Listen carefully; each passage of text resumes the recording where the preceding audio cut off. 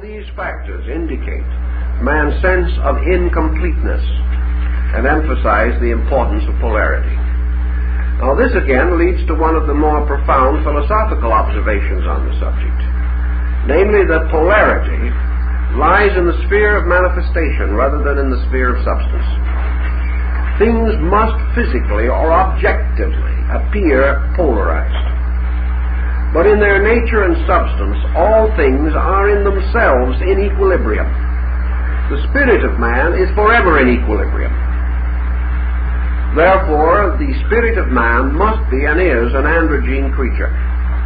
It possesses within itself the capacity of polarization, but is not polarized except in manifestation.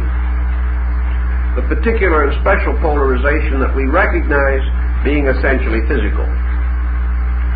Thus, man, as a psychic or spiritual being, has an androgyne core, and in the effort to establish equilibrium in his objective life, he chooses marriage, he selects his mate, and attempts in this way to balance his own nature.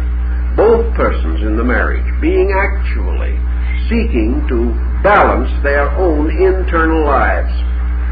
Through association, the two individuals are partly restored to their natural androgen state. The man, through association with the woman, becoming more sensitive and having certain vital experiences which would not be possible to him alone in his polarized condition, and the woman vice versa.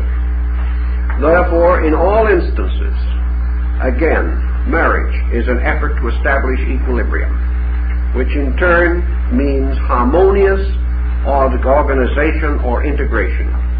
And just as the moderation of the mind is necessary for creativity on a spiritual level, so the union or moderation of opposites on the physical level is necessary for the generation of the human being physically.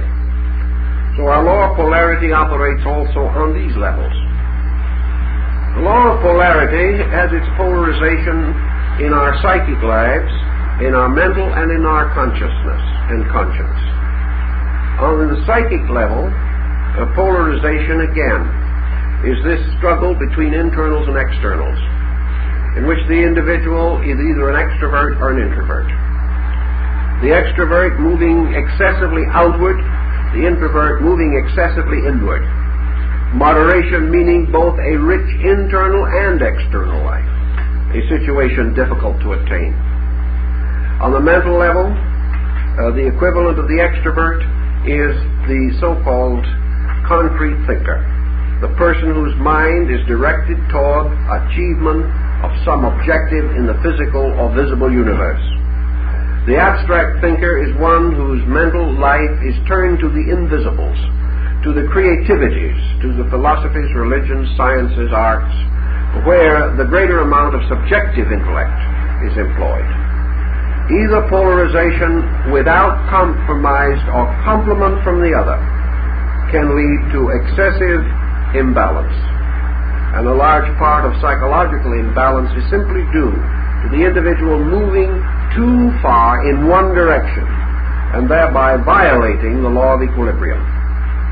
It is therefore important that every person with heavy physical responsibilities should have artistic, aesthetic, and cultural avocational releases.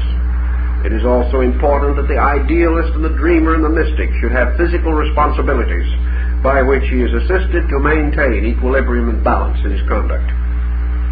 That is one of the reasons why it has always seemed very unwise, and from my experience it has been proven so, for individuals to attempt to depart from responsibilities in search of higher ideals.